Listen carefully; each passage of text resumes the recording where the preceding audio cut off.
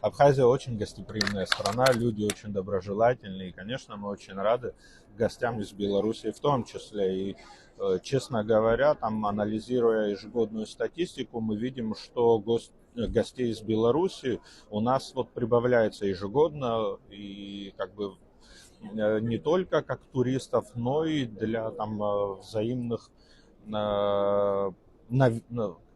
посещений там старых знакомых, друзей, в гости приезжают родственники, возможно, живут из Абхазии, которые там в Беларуси находятся или наоборот, да.